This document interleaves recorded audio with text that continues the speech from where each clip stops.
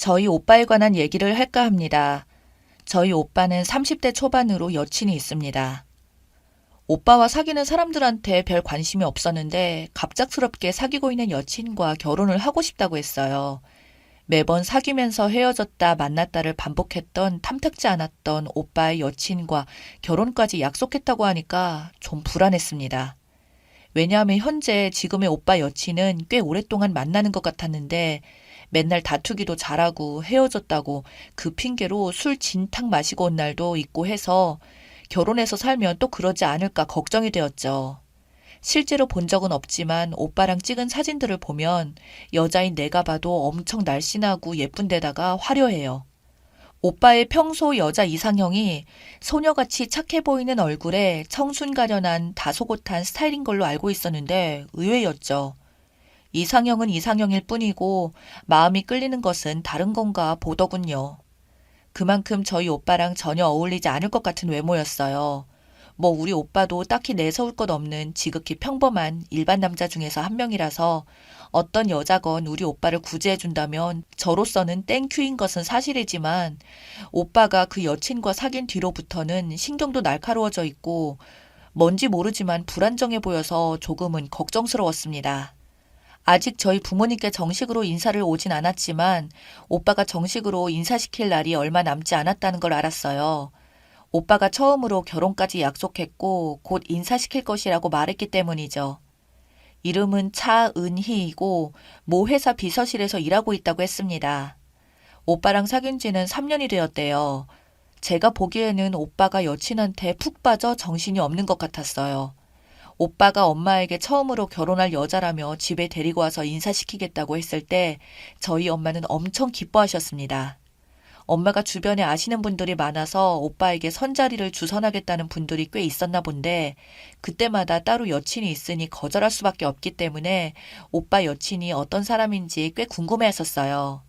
그래서 엄마가 오빠 여친에 대해서 만나기 전에 따로 알아보고 싶다고 했습니다. 엄마는 자타가 공인하는 마당발이세요. 엄마가 있는 모임이 상당했고 매달 지출하는 모임비만 해도 80만 원이 넘는다고 하셨던 것 같아요.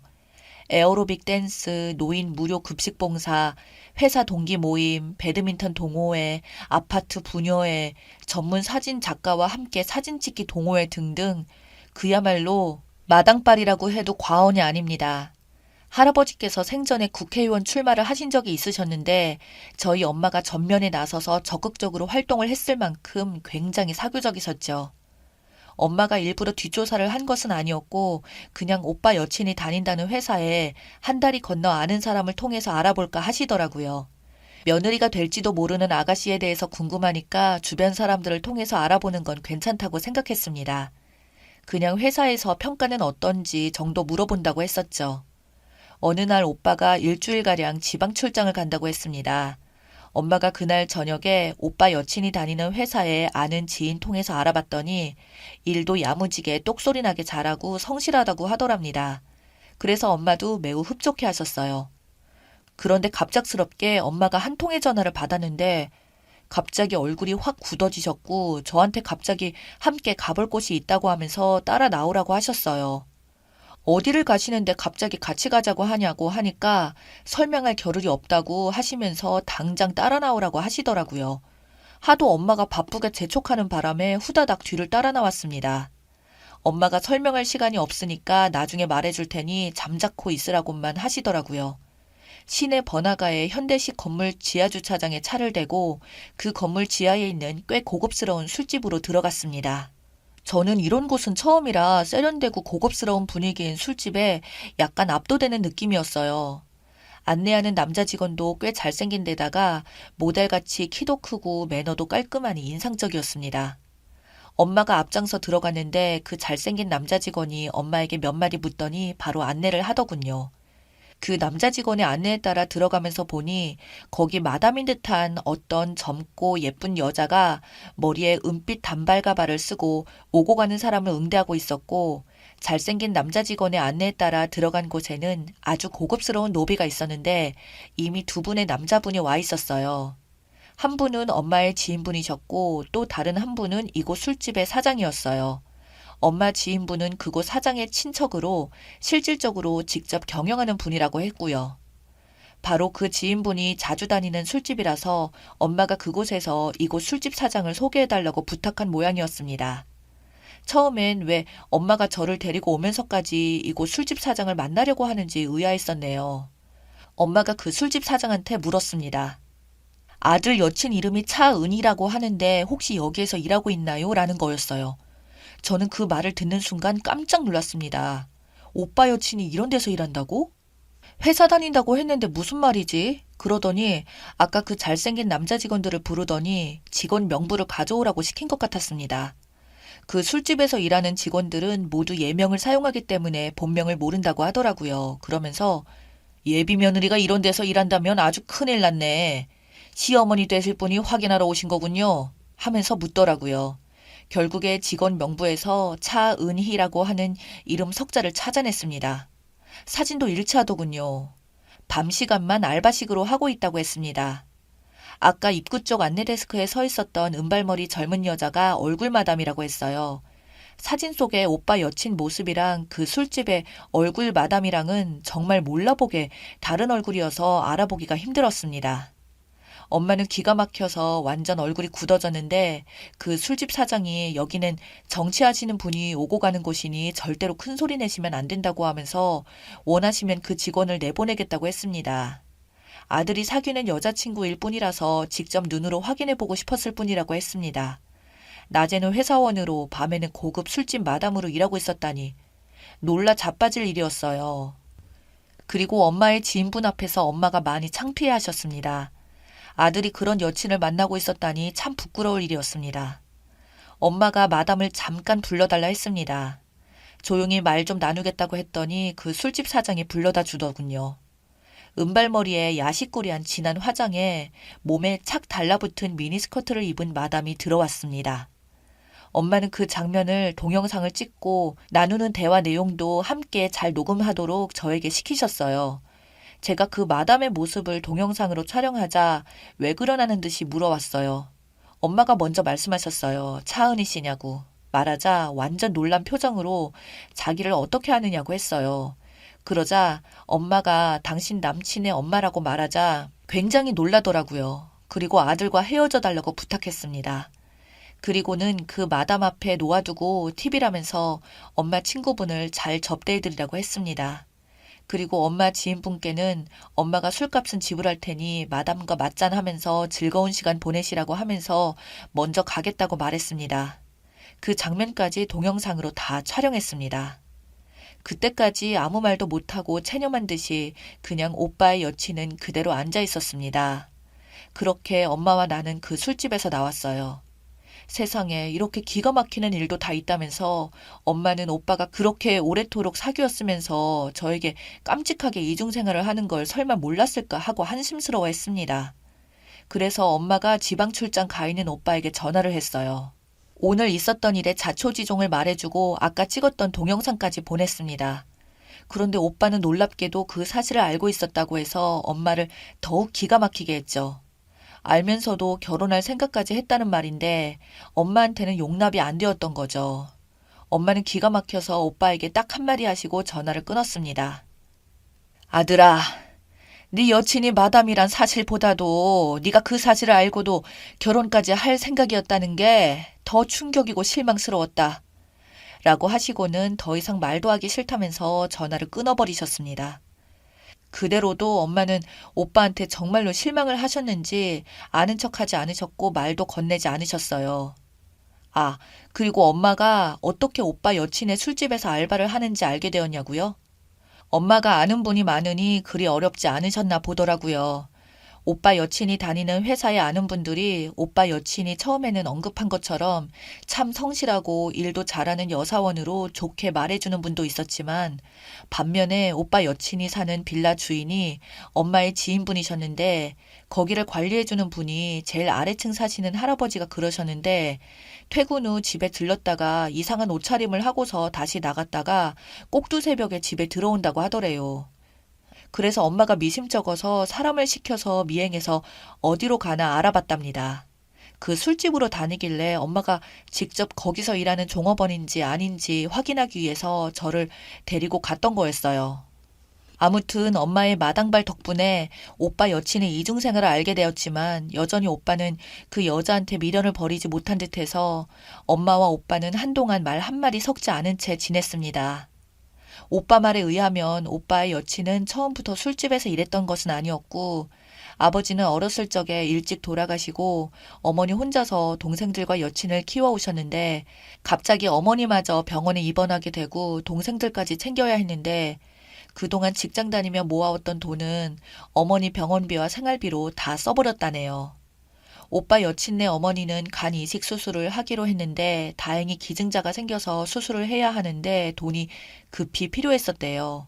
하는 수 없이 이것저것 따질 겨를도 없이 상대적으로 알바비를 많이 받을 수 있는 얼굴 마담 알바를 하기 시작했다고 했습니다.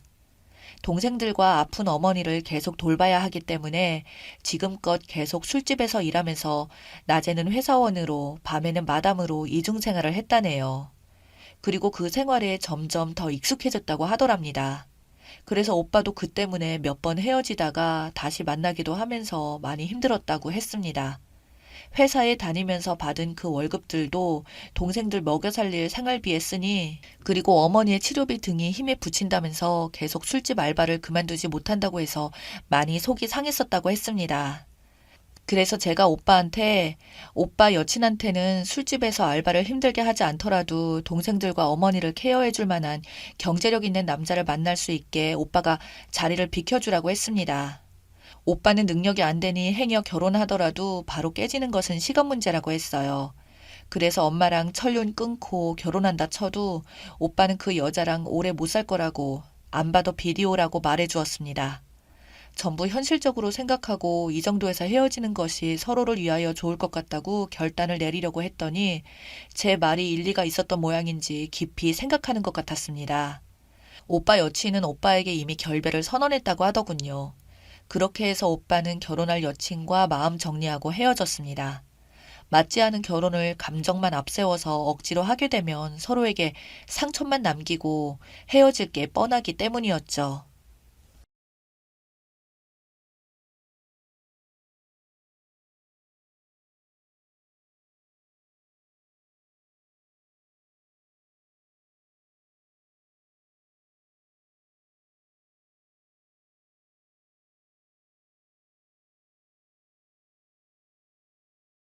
안녕하세요. 저는 결혼한 지 6개월이 된 새 신부였습니다. 지금은 이혼을 했고요. 이혼만큼은 하고 싶지 않았으나 남편 행동을 전혀 이해할 수 없어서 고민 끝에 결정을 하게 됐어요. 여러분들께서는 제가 지금부터 쓰게 된 사연을 들으신 후 뭘 그런 거 가지고 요란을 떠냐 하시는 분들도 계실 테지만 제 입장을 생각하시는 분들이 계신다면 이혼 잘했다고 공감하시는 분들이 분명 계실 겁니다. 남편과 만나게 된 곳은 피부과였어요. 신기하게 제가 진료를 받으러 갈 때마다 항상 있더라고요. 그러다 보니 눈빛 교환도 몇 번 하게 되면서 자연스럽게 인사까지 했죠. 그때 남편도 저랑 비슷하게 피부가 많이 예민한 상태였어요. 그래서 대기실에 앉아있을 때 저에게 화장품을 뭘 쓰는지, 음식은 뭘 먹는지 이것저것 물어보면서 서로 공감대가 있다 보니 진료받고 자주 대화를 나누게 되었죠. 통하는 점이 꽤 있었어요. 그때 남편 얼굴도 여드름이 많이 있어 고민이 상당했었습니다. 별걸 다 먹어보고 발라보고 했는데도 좋아지지 않는다면 힘들어했지만 병원에서 꾸준히 진료를 받게 된다면 좋아질 것이라고 응원해줬죠. 그렇게 몇 달 동안 봐왔습니다. 피부과에서만 사용한 금액이 거의 1,000만 원 정도의 많은 투자를 했었죠. 저는 트러블이 여름에만 있어서 잠시 관리를 받는 거지만 그때 남편은 꽤 오랫동안 다닌 것 같았어요. 좋아지려다가도 다시 붉은 여드름이 올라오고 계속해서 반복되는 문제로 정말 많이 슬퍼했고 그런 모습을 보고 있자니 위로해주고 싶어 몇 번 술도 마시고 만남을 지속해오다 보니 연인 사이로 발전하게 되었습니다. 저는 얼굴을 많이 보는 편은 아니고요. 그 사람의 마음을 보고 연애를 하기 시작했지만 주변 사람들조차 남자는 많은데 왜 저런 사람이랑 만나냐며 저를 이상한 사람 취급하기도 했었죠. 본인은 얼굴이 그렇게 되고 싶어서 그런 건 아니잖아요. 그동안 봐왔던 모습만으로도 저는 충분했습니다. 착한 마음씨에 언제나 저를 배려해 주려고 노력했고 모든 면에서 잘 해주려고 하는 모습이 결혼까지 생각할 정도로 저를 많이 바꿔놓았어요. 그렇게 연인 사이에서 결혼까지 골인하게 되었던 거죠. 부모님의 반대도 당연히 있었습니다. 지연아, 3년이 길긴 했다만 이 결혼 꼭 해야 되겠니? 다시 물을 수도 없어. 엄마 생각에 이건 정말 아닌 것 같아서 그래.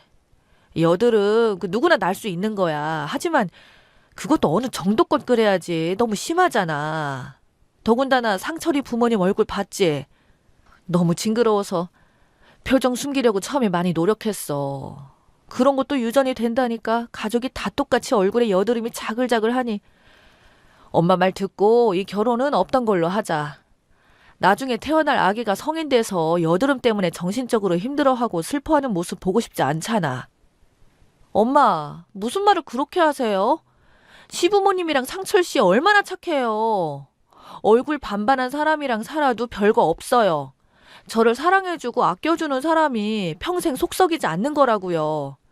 안 좋은 모습만 보려고 하니까 그런 거죠. 몇 번 보면 알 거예요. 상철 씨가 얼마나 진국인데요. 걱정하지 마세요. 앞으로 결혼 생활 잘할 수 있으니까요. 아빠도 별 말씀 없잖아요. 너희 아빠가 왜 말이 없겠니? 네가 그래도 사랑하는 사람이고 결혼하겠다는데 거기다 대고 싫다고 말하면 네가 상처받을까 봐 말 조심하고 있는 거 아니니? 엄마처럼 아빠도 똑같은 마음이야. 아직 시간은 있으니까 조금 더 신중하게 생각해보자. 계속해서 엄마의 설득이 이어졌고 눈을 뜨고 감을 때까지 얼굴을 보기만 하면 입이 닳도록 이 결혼은 아닌 것 같다며 절 말렸습니다. 그래도 저는 꿋꿋하게 제가 가고자 하는 방향으로 밀어붙였고 결국 결혼까지 하게 된 거죠. 그래도 남편은 대기업을 다니고 있었습니다. 돈도 잘 버는 좋은 직장인데 외모만 보는 건 좀 아닌 것 같아서 결혼식 당일까지 기분이 좋지 않았습니다. 계속되는 외모 지적으로 엄마와의 사이도 점점 멀어지게 되었죠. 그렇게 엄마와의 문제로 기분이 별로 좋지 않은 상태에서 남편과 저는 신혼여행지로 출발하기 위해 비행기에 올라탔습니다. 그냥 여행 다니는 것보다 신혼여행이라서 그런지 정말 설레고 좋은 추억 만들었으면 하는 마음으로 별 사고 없이 무사히 집에 도착하기를 바랬습니다. 그렇게 목적지에 도착하고 신혼여행 첫날이라서 그런지 많이 피곤한 상태에서 예약을 해둔 저녁 식사를 먹고 술 한잔하며 첫날은 휴식을 취하기로 했습니다. 다음 날부터 빡빡한 스케줄을 소화하려면 일찍 잠자리에 들어야 했죠. 긴장도 많이 풀리고 술까지 들어가다 보니 저도 모르게 잠이 들어버렸습니다. 눈 한 번 안 뜨고 세상 모르게 자고 일어났죠. 그렇게 신혼 첫날 밤 아무 일도 없이 눈을 뜨게 되었습니다. 그런데 제가 아침 일찍 일어나니 남편이 갑자기 화들짝 놀라면서 이불 속으로 들어가더라고요. 무언가 하다가 들킨 것처럼 당황해하면서 이불 속에서 떨리는 목소리로 왜 이리 일찍 일어났냐며 자기가 아직 끝나지도 않았는데 너무 당황스럽다고 자기 모습을 보여주기 싫다는 말을 하고 있길래 이런 남편의 모습이 낯설게 느껴져서 왜 그러냐며 장난 섞인 말투도 얘기하고 이불을 확 걷었는데 저는 남편의 모습을 보고 비명을 지르고 말았습니다. 이불 속에는 이상한 것들이 엄청나게 많이 있었고 더 충격적인 건 남편의 몸에서 피가 흐르고 있었네요. 그것도 얼굴에서 멈추지 않고 계속 흐르더라고요. 그리고 무언가가 주렁주렁 매달려 있었습니다. 이게 지금 뭐야? 얼굴에 무슨 피가 이렇게 많이 묻어 있는 거야? 그리고 얼굴에 이상한 붉은 게 많이 매달려 있어. 그게 대체 뭔데? 진정하고 내 얘기 좀 들어봐봐. 설명할게. 내가 이런 모습 보여주려고 결혼을 한 건 아닌데 나도 모르게 그냥 잡아버리는 바람에 애들이 배가 불렀는지 떨어진 놈들도 생기면서 이렇게 됐네. 얼굴에 있는 거 일단 당장 뗄게. 그런데 피가 멈추지 않아서 잠깐 지혈제를 좀 발라놔야 해. 내 얼굴에 붙어있는 거 의료용 거머리야. 여드름 난 곳에 붙여두면 뿌리까지 뽑는다고 해서 일부러 산 건데 정말 많이 고민했거든. 이거 한 번도 안 붙여본 사람은 있어도 한 번으로 끝나는 사람은 없다는 말을 들어서 집에서 몇 번 붙여봤는데 정말 효과가 좋더라고. 그래서 매일 하고 있어. 은근 중독성이 있고 정말 안에 여드름 뿌리까지 뽑힌 것 같아. 일단 놀라게 해서 미안해. 내가 빨리 치우고 올 테니까 잠시 진정 좀 하고 있어. 진짜 이상한 거 아니야. 걱정하지 마. 너무나 놀랐었죠. 남편이 여드름 때문에 스트레스를 받고 있는 건 당연히 알고 있었지만 이렇게까지 행동을 하게 될 거라고 정말 생각지도 못했어요. 그렇게 한참 동안 화장실에 있던 남편은 얼굴에 거머리가 붙어 있던 자리는 지열 테이프로 붙여놓고 있었고 저는 놀란 마음을 진정시키며 남편을 째려보고 있었습니다. 그리고 물어봤죠. 언제까지 해야 하는 거냐고. 남편은 웃으면서 매일 해야 한다고 캐리어에 거머리가 가득 담긴 통을 보여주고 있었습니다. 수백 마리를 가지고 왔다는 게 너무나 충격이었고 해외로 가지고 올 수 있는 거냐며 당황하면서 물어보니 의료용이고 승인 받았다며 웃으면서 바라봤어요. 어이가 없어서 한참 동안 할 말을 잃었습니다. 조식을 먹으러 가야 하는데 남편 얼굴에 주렁주렁 매달려 배가 빵빵하게 불러있는 거머리 떼가 머릿속에서 떠나지 않아 조식도 제대로 먹지 못했어요. 그렇게 신혼여행은 너무나 충격적인 일로 인해 망쳐버렸어요. 거머리 때문에 신혼여행을 망치게 될 거라고 꿈에도 몰랐습니다. 매일 저녁 잠들기 전에 거머리를 여드름이 난 곳에 붙이고 잠이 듭니다. 그러니 어쩌겠어요. 옆에 누워 잠을 잘 수가 없었습니다. 그리고 제가 더 충격을 먹은 건 남편 얼굴에 거머리가 배가 불렀는지 떨어졌는데 그게 바닥으로 굴러간 것 같더라고요. 한참을 기어다녔는데 새벽에 일어나 냉장고에서 물을 마시려고 하는데 발에 무언가 미끈거리는 것 때문에 넘어지면서 비명을 질렀고 남편이 주렁주렁 매달린 거머리를 붙이고 불을 켰는데 제 발에 밟혀 죽은 거머리가 납작하게 되어 있었습니다. 이런 상황이 너무나 소름이 돋고 혼란스러워 아무것도 할 수가 없었죠. 이런 상황에서 제가 어떻게 신혼여행을 즐길 수 있었겠어요. 그런데 더 충격적인 건 신혼집에 도착해서였죠. 저희는 이혼하기 전까지는 한 번도 함께 잠자리를 가져본 적이 없었습니다. 남편 얼굴에 떼거지로 붙어있는 거머리 때문에요. 정말 진지하게 대화를 해봤죠. 안 할 수 없냐고요. 이렇게 살기는 힘들 것 같다고 부탁을 했어요. 정말 이렇게까지 해야 되겠어? 아주 당신 다 빨려 죽겠어. 밥 먹으면서까지 얼굴에 달고 있어야 해? 내 앞에서 제발 그렇게 하지 말아달라고 부탁했잖아. 밥 먹을 때만큼만이라도 안 하면 안 되는 거냐고. 얘네들이 아직 다 안 뽑아서 뗄 수가 없어. 띄는 순간 사용을 못하니까 아깝잖아. 그리고 뿌리까지 뽑아야 속이 시원하단 말이야. 내가 밥 먹을 때 그래서 얼굴 돌리고 먹잖아? 내 맘 이해 좀 해줘. 나는 뭐 이렇게까지 하면서 살고 싶겠어? 하루라도 빨리 좋아지고 싶은 게 내 마음이라고. 그러니 그냥 모른 척하고 넘어가면 안 돼? 내가 지금 이거 하나 가지고 그런 것 같아? 바닥에 몇 번이 떨어졌어. 그래서 내가 한두 번 밟은 것도 아니잖아. 보라고, 집에서 신발 신고 있는 거. 불안해서 잘 걸어 다니지도 못해. 당신 그리고 얼굴에만 하더니 이제는 등에도 하잖아. 우리 결혼하고 나서 한 번도 한 침대에서 잔 적 없는 거 알지? 이게 부부야? 내가 이러려고 결혼한 건 아니란 말이야.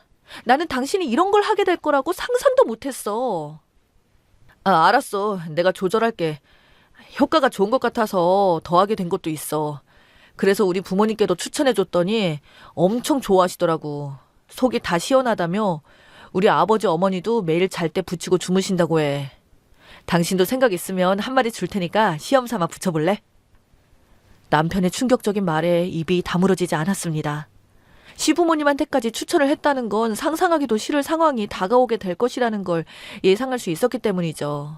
아니나 다를까 예상하던 일이 벌어지고 말았어요. 제가 비정상적인 줄 알았습니다. 저희 집에 놀러 오신 시부모님께서 남편과 셋이 TV 앞에 앉아 서로 웃고 떠들면서 얼굴에 그것들을 붙이고 있었어요. 그리고는 저에게 과일을 깎아달라는 어머님의 말에 셋이서 저를 쳐다봤는데 그 모습이 거머리들이랑 살고 있는 것 같았습니다. 그렇게 한참을 계시다가 돌아가셨고 저는 이렇게는 살 수 없을 것 같아 결국 결정을 해야 한다고 생각했어요. 내가 지금 말장난 아니니까 진지하게 받아들여야 할 거야. 다른 방법 많으니까. 저건 쓰지 말자. 정말 아닌 것 같아. 나 정신병자 만들 일 있어? 그 징그러운 것들을 매일 얼굴에 붙이고 사냐고. 우리가 부부야? 어떻게 나에 대한 배려는 하나도 없는 거야? 우리 결혼한 지 6개월 됐어. 그동안 당신 얼굴 좋아진 게 뭐야? 딱지만 엄청나게 많아지고 변화된 건 하나도 없잖아. 내가 보기에는 오히려 더 안 좋아지고 있는 것 같아. 함께 살면서 서로 배려를 어느 정도는 해줘야지. 밥 먹을 때나 잘 때나 집에 보면 내가 하루라도 편한 날이 없어. 계속 이렇게 나간다면 결국 이혼할 수밖에 없어. 나랑 살 거야? 아니면 거머리랑 살 거야? 아, 왜 그런 말을 해? 당연히 나는 당신이랑 함께 살 거고 치료도 안 할게. 그리고 한 침대에서 자는 게 그게 그렇게 중요한 거야? 내가 빨리 좋아지는 게 더 중요한 거 아니야? 나를 사랑한다면 이 정도는 이해해줘야지. 고난과 역경을 헤쳐나가야지만 진정한 부부인 거야. 우리는 평생을 함께하기로 약속했잖아. 평생을 거머리랑 같이 살라고. 그리고 한 침대에서 자는 게 중요한 거냐고. 내가 스님이니? 당신만 바라보며 목탁만 두드리고 있어야 하냐고. 저기 있는 거머리들 다 변기통에 내려버릴 거야. 어떻게 나를 배려해주려고 시도조차 하지 않으려고 해? 당신이랑 끝이니까 이혼 서류에 도장 찍을 준비나 해. 그리고 남편이 말리기도 전에 수백 마리를 전부 변기통에 내려버렸습니다. 아주 잘 내려가더라고요. 좌절해서 오열하고 있는데 참 기가 차더군요. 지금 저와 이혼까지 하게 된 마당에 거머리들 때문에 오해를 하고 있다니 정말 어이가 없었습니다. 저를 보며 제발 이혼만큼은 하지 말아달라고 오열해야 되는 건 아닌가요? 저희는 결국 협의 이혼을 하게 되었어요. 거머리 때문에요. 서로에 대한 감정이 엄청 안 좋았던 건 아니고요. 앞으로 서로 이해하며 살기 힘들 것 같아 결정한 문제라서 원만하게 해결했습니다. 남편과 시부모님 셋이서 소파에 앉아 거머리를 붙인 상태로 저를 쳐다봤을 때 지금도 생각하면 온몸에 소름이 돋습니다. 제가 앞서 말했듯이 이 문제를 이해해 주실 분도 계실 거고 이해해 주지 못하신 분들도 계실 겁니다. 저는 정말 그 사람을 사랑했고 앞으로 행복하게 살 날만 생각했는데 이런 상황에 와서 참 씁쓸하네요. 그 사람도 거머리를 얼굴에 붙이고 살아가는 거 이해해 줄 수 있는 사람 만나서 행복해지기를 바랍니다. 제 사연 읽어주신 분들 고생 많으셨고 끝까지 봐주셔서 정말 감사합니다. 오늘 하루도 행복하시고 좋은 날 되시길 바랍니다.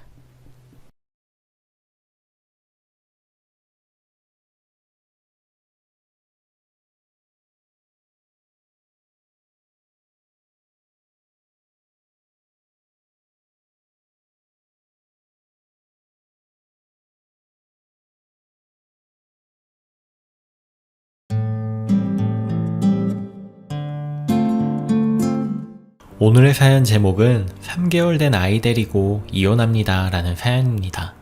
후기 있으니 끝까지 시청해주세요. 안녕하세요. 남편이 네이트판에 쓰고 마음대로 하라고 하여 이렇게 글을 씁니다. 랭킹에 올라갈 수 있도록 도와주세요. 너무 황당하고 어이없는 상황에 여러분의 도움을 받고 싶습니다. 남편과는 연애 때부터 장거리였기에 주말 데이트만 했는데 그 당시에도 시어머니 연락 문제로 다툼이 있었고 한없이 다정다감하고 남자다운 모습에 결혼을 결심했습니다. 그런데 상견례 끝나고 예식 날짜 잡은 상태에서 아이가 생겨 예정보다 빨리 결혼을 하게 되었습니다.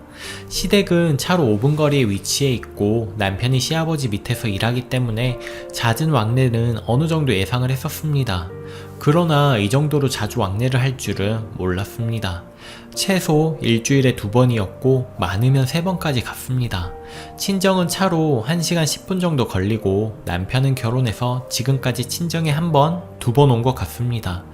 그렇다고 친정 엄마께 전화나 연락을 자주 하는 것도 아닙니다.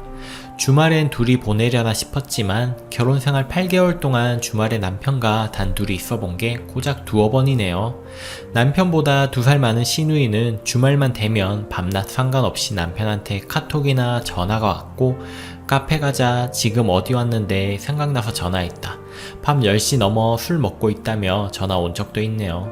카페 가자고 전화 올 때면 전염병 때문에 임산부인 저는 집에 두고 그렇게 늘 혼자 나갔습니다.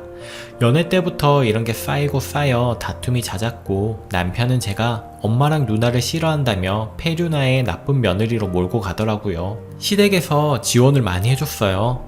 2억 5천짜리 30평대 새 아파트도 사주고 반찬이며 생필품 등등 남편 이름으로 대출받아 이자 내주고 계십니다. 저희 친정은 거리가 있어 반찬 같은 건 보내주지 못했지만 혼자 계시는 친정 엄마가 외동딸인 저 기죽지 말라고 힘 닿는 데까지 금전적으로 많이 도와주셨고 시댁에서 집 사주신 게 감사해 혼수도 4,500 넘게 들여 초호화롭게 해갔고 태어날 아기 옷장, 침대, 바운서, 장난감 등 물심양면으로 도와주셨습니다. 남편은 늘 싸울 때면 내 명의 집이니 나가라. 우리 엄마가 사준 거 두고 가라. 거지근성 여전하다. 결국 시어머니한테 앞으로 어떤 지원이든 절대 받지 않겠다. 싸울 때면 지원해주신 것들이 남편 무기가 되어서 힘들다고 했습니다. 12월 말 임신 중 시댁 식구들과 외식하기로 한 날이었습니다. 시댁 방문 일주일에 1회에서 2회로 정해두자 꺼낸 말에 소리 지르고 실갱이하다 몸싸움까지 갔고 배를 한 대 맞는 바람에 119를 불러 응급실도 실려갔습니다.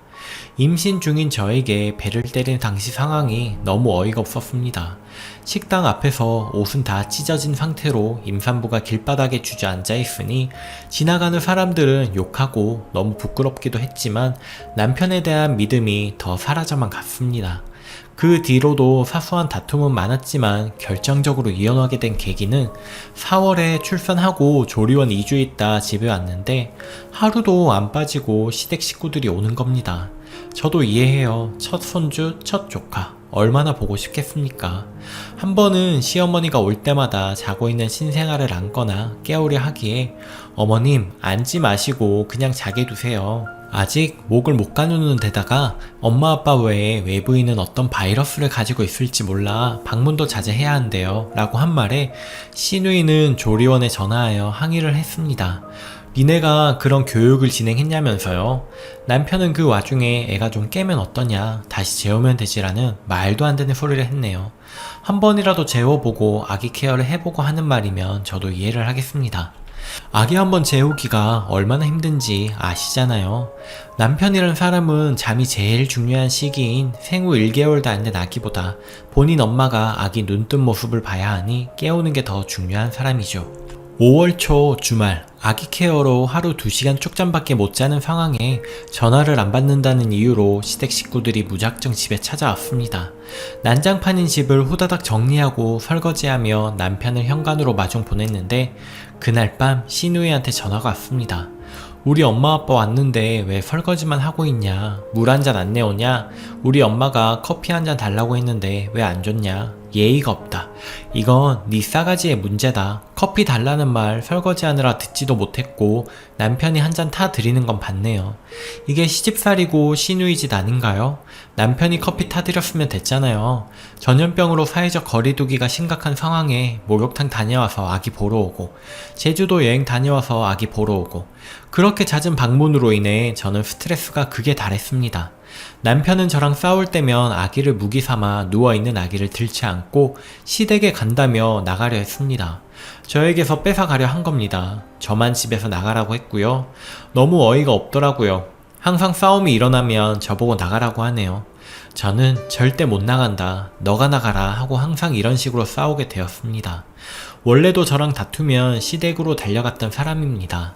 부부싸움을 매번 시어머니한테 알렸으니 그렇게 저는 못된 며느리, 나쁜 며느리, 천륜을 갈라놓은 정신나간 여자가 되어갔습니다. 생후 3개월밖에 안 된 아기 앞에서 소리를 지르고 아기랑 방에 들어가 있으니 문을 발로 찼는지 주먹으로 쳤는지 문고리는 부서졌고 아기는 그 트라우마인지 남자 목소리를 싫어합니다.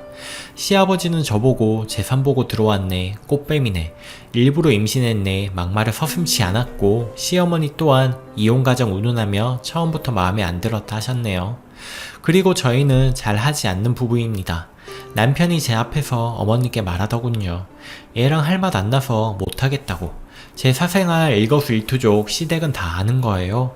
싸울 때마다 녹음기를 켜고 동영상을 찍던 남편은 시부모님께 보여드리고 들려드렸고 6월 다툼 중 또 아이만 데리고 시댁 가려 하길래 내려놓으라며 남편 팔을 꼬집었는데 남편은 제 목을 조르고 밀치고 때리고 핸드폰 거치대까지 뽑아 때리려 하는 등 폭력으로 인해 주민신고로 경찰까지 출동했었습니다.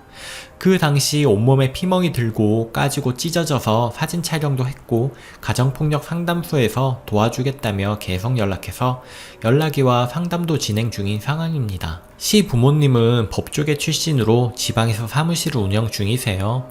법을 얼마나 잘 알기에 매번 법대로 해라 하고 며칠 전 시아버지께 걸려온 전화 한 통화에서도 이혼하게 되면 너한테 줄 돈은 한 푼도 없다며 돈 얘기 먼저 꺼냈으면서 왜 이제 와서 아들이랑 둘이 해결하라 해피만 하는지 모르겠네요. 저희 부부 모든 문제에 개입하던 시댁 식구들 이었는데 말이에요. 저는 남편과 시댁 식구들이 잘못한 부분은 인정해서 미안하다 한마디면 됐었습니다. 남편에겐 재판 이혼으로 고소까지 같이 진행하려 했지만 남편은 둘째치고 가능하다면 시댁 식구들에게 제 인생을 망쳐놓은 부분에 대한 피해 보상까지 받고 싶네요. 저 원하는 대로 하라 했으니 정말 끝까지 가고 싶습니다.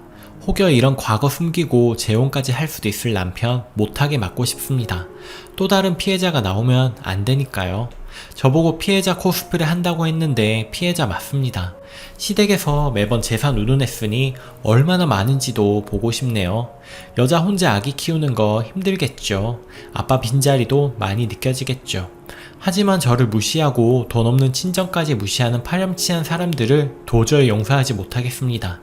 아이에게 아빠가 없는 부분은 정말 미안하지만 아이가 있든 없든 소리 지르고 걸핏하면 아이랑 나가라고 내쫓는 아빠는 차라리 없는 게 낫고 저와 친정 식구들이 아이 아빠 몫까지 몇백 배, 몇천 배 사랑을 주며 부족함 없이 인성이 바른 아이로 잘 키울 자신이 있습니다. 지 새끼는 어찌 지내고 있는지 안부 한번 묻지도 않으면서 시댁 식구들이 해준 아기 100일 반지나 돌려달라 하고 결혼하면서 시어머니한테 받은 300만원짜리 백을 돌려달라고나 하고 있는 남편을 보니 화가 나네요. 이 와중에도 시어머니는 양육권에 대해 권한도 없으면서 내가 아기 포기 못한다면 어쩔 거니? 라는 소리나 하고 시아버지 또한 아들만 있으면 된다. 손주 필요 없다. 네가 싹싹 빌고 들어와라 하셨습니다. 제가 왜 싹싹 빌어야 하는지 모르겠네요. 남편도 아기랑 1시간 안으로 집 나가라며 내쫓는 바람에 지금 친정에 와 있는 상태인데 이혼하신 친정 부모님이 저 모르게 준비해뒀던 게 있더라고요. 경제력이며 주거 환경까지 전부 다요. 같은 법조계 출신인 친정 부모님 통해서 변호사 또한 준비해뒀습니다. 제가 이 싸움에서 질 가능성은 희박하더군요.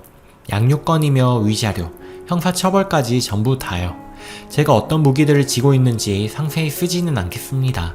저를 때린 CCTV 자료 같은 거는 기본적으로 준비해 놓았습니다. 더 많은 정보를 말하면 그에 맞는 준비를 할 수도 있으니까요. 다만 남편이 무척이나 당당하게 글 같은 것도 써보라 하여 씁니다. 분명 다들 보고 있을 텐데 저는 단 한 번도 시댁을 싫어한 적 없었고 미워한 적 없었고 제가 먼저 남편한테 아버님 어머님 뵈러 가자, 어머님 모시고 근교로 콧바람 쐬러 다니고 시댁 식구들 아프면 제가 국이며 반찬이며 죽이며 해다 드리고 더 나이 드시며 모시고 살겠다 약속드렸었잖아요. 제 나름대로 최선을 다했고 누누이 말씀드렸듯 모든 게 진심이었는데 대체 제가 뭘 그렇게 잘못해서 그러셨어요? 내가 사랑하는 남자를 낳아준 부모님이고 가족이니 잘하자 수천 번도 되뇌었습니다. 오빠, 우리 셋이 행복하게 살자는 게 그리도 어려웠니? 주말 중 단 하루만 우리 셋이 보내자는 게 어려웠어? 나랑 꾸린 가정이 우선순위가 되어야 하고 가장이란 걸 몰랐어? 누군가의 아들이기도 하지만 내 남편이고 우리 아이의 아빠잖아. 진심 어린 사과 한마디 할 줄 모르니? 내가 원했던 건 정말 단 하나야. 아무쪼록 긴 글 읽어주셔서 감사하고 혹 여러 방면으로 도움 주실 수 있는 분들이나 이런 사건도 다루는 방송, 언론이 있다면 관계자분들 연락처 남겨주세요. 글로 쓰지 못한 부분까지 더 자세히 말씀드리도록 하겠습니다. 감사합니다. 후기입니다. 모든 댓글을 다 읽어보았습니다. 횡설수설 쓴 글에 많은 관심 가져주셔서 정말 감사합니다. 그러네요. 저 호구네요. 우물한 개구리였습니다. 2억 5천짜리 집 가분한 선물 같았어요. 그런데 여기 댓글을 보니 2억 5천 해주고 저러는 걸 이해 못하시는 분들이 많네요. 25억도 아니고 2억 5천에 놀라시는 분들이 많은데 저는 많은 건 줄 알았는데 바보 같았네요. 제 생일, 출산하고 나서 남들 다 받는 선물 하나 돈 아깝다, 괜찮다며 받지 않았습니다. 2, 3만원짜리 옷 한 벌조차 아까워서 살지 말지 고민을 많이 했어요. 여지껏 강하게 밀고 나가지 못하고 영양가 없는 언쟁만 했네요. 댓글들 보니 뒤통수를 한 대 맞은 것 같습니다. 저도 이 모든 게 주작이면 너무 좋겠어요. 창피하기까지 하네요. 아이는 안쓰럽고 불쌍하다 생각하면 정말 그렇게 될 것 같아서 너는 행복한 아이야. 엄마가 이렇게 사랑을 듬뿍 주잖니? 라며 말해주고 생각도 그렇게 하고 있습니다. 자존감이 높은 아이로 키울 겁니다. 나중에 어디 가서 난 아빠 없어도 우리 엄마가 다 해줬어 라는 말 할 수 있도록요. 말이 길었네요. 결국 남편에게 이 글을 보여줬더니 남편이 그러더라고요. 여기는 여자들이 많은 사이트라 한쪽으로 편향되고 이상한 사람들이 많다고. 그리고 이렇게 너무 공개적으로 올려서 정말 망신을 줄 거라고는 생각도 못했다고. 내 입에서 미안하다는 소리를 바라고 글을 올렸으면 포기하고 당장 지우라고 하더라고요. 그리고 난 배를 때린 적도 없고 그냥 살짝 민 건데 저렇게 써놓으면 사람들이 정말 때리는 파렴치한 놈이라고 생각할 거 아니냐고 하더라고요. 그래서 제가 그건 법원에서 CCTV 보고 판사가 결정한 일이니 당신이 상관할 일은 아닌 것 같다고 했습니다. 그러자 남편도 흠칫하더라고요. CCTV라는 명백한 증거 앞에 그런 게 있을 거라고는 생각도 못한 것 같더라고요. 그제서야 남편이 그때 배를 때린 거 미안하다고 사과하더라고요. 그게 진심인지 아니면 CCTV라는 명백한 증거가 있기 때문에 놀라서 회피하려는 건지는 모르겠지만 무릎 꿇고 사과를 하더라고요. 저는 됐고 그렇게 법을 좋아하시는 사람들이니 법으로 해결하자고. 나도 변호사랑 말 다 했고 증거도 충분하고 이거 말고도 당신과 이혼할 수 있는 이유는 사유가 너무 많은데 이거 하나만 알려주는 거라고 단단히 준비하라고 했습니다. 그리고 그날 저녁 신우에게 전화가 왔습니다. 글 올린 거 봤다고. 댓글도 전부 읽었고 미안하다고 하더라고요. 한 번만 다시 생각해봐주면 안 되냐고 하더라고요. 그래서 저는 아이 때문에 참으려고 했는데 댓글 읽어보았으면 느끼지 않았냐. 내가 얼마나 참고 살았는지. 이제 미련도 없고 절대 용서를 할 수가 없다고 하고 전화를 끊었습니다. 계속 전화를 안 받자 시모에게도 전화가 오는데 안 받고 시모, 신우 전부 차단했습니다. 다른 번호로 문자가 와서는 정말 미안하다고 한 번만 용서를 해주면 안 되겠냐고 하는데 너무 어이가 없네요. 제가 정말 독하게 마음먹으니 이제야 무섭나 보네요. 그동안 얼마나 저를 우습게 생각했을까요? 남편 쪽에서 적반하장으로 나올 경우 명예훼손이고 뭐고 신상까지 다 밝힐 예정입니다. 시부모와 신우한테도 위자료 청구하고 그들로 인해서 이혼 사유가 되니 위자료와 양육비까지 전부 다 독하게 받아낼게요. 저 여러분들이 댓글 적어주신 만큼 절대 포기하지 않겠습니다. 댓글처럼 저의 행복을 위해 스스로 노력할게요. 정말 응원해주셔서 감사합니다. 저 잘하고 있는 거 맞죠? 댓글입니다. 25억도 아니고 2억 5천. 그것도 대출이자만 내주고 있으면서 일부러 임신했니 어쨌니 꽃뱀 발언은 실소가 터집니다. 대출이자 내주면서 온갖 생색내는 그지 집안에 가는 꽃뱀이 어딨어요? 저건 저 부모님들 지인들이 알아서 창피 좀 당해봐야 할 듯 합니다. 댓글 2. 남편 없을 때 신혼살림 전부 가지고 집 나오세요. 그게 정답입니다. 그놈의 집구석에 아무것도 없어야 정신 차립니다. 그리고 시댁 식구들 엄청 무례하네요. 어찌 임산부를 때릴 수가 있는지 못 배운 놈들이 무식하게 용감하다고 하더니 딱이네요. 이혼하셔서 행복하게 살아가세요. 꼭 님이 해간 신혼살림 전부 가지고 나오세요. 댓글 3. 꼭 이혼하시고 행복해지세요.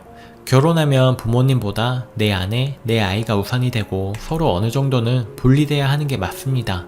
길게 보면 내 부모보다 내 아내와 내 아이와 함께 살아갈 날이 더 길잖아요. 우리나라 남자들 결혼 전에는 안 그러다가 결혼하고 효자 코스프레 하고 부모님 돌아가시고 나이 들어 가족들이 외면하면 내가 남편인데 아빠인데 라고 큰소리치고 폭력적이 되죠.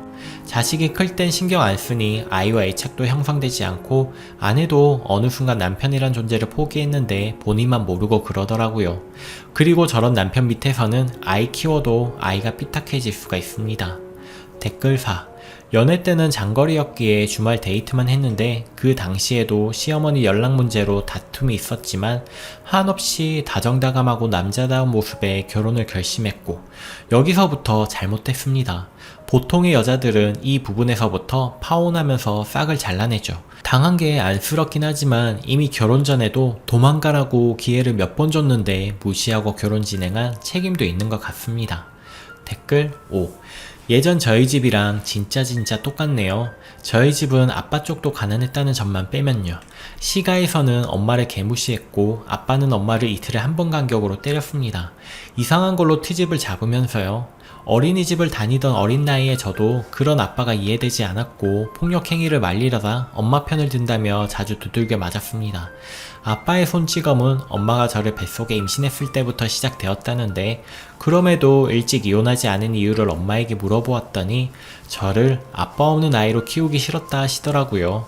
자식된 입장으로서 하면 안 되는 소리이지만 사실 제가 듣기에 너무 황당하고 어이없는 핑계였습니다. 나는 아빠가 있어서 더 불행했으니 말이에요. 지금은 엄마 아빠가 이혼하고 엄마랑 둘이 알콩달콩 잘 살고 있습니다. 예전엔 아빠가 못 키우게 했던 개도 키우고 있고요. 지금 제 나이가 20 중반이 다 되어가는데 드는 생각은 하나입니다. 폭력적이고 가부장적인 아빠는 없는 게 나아요. 저희 엄마는 비록 아빠가 없을지언정 저를 사랑도 돈도 모자라지 않는 행복한 사람으로 잘 키워주셨습니다. 본문 글쓴이님도 부디 아이와 행복한 삶을 찾아 나가시길 바랄게요. 오늘의 사연은 여기까지입니다. 여러분의 생각은 어떠신가요? 댓글로 꼭 남겨주세요. 좋아요도 한번 눌러주세요. 오늘도 행복한 하루 보내세요. 감사합니다.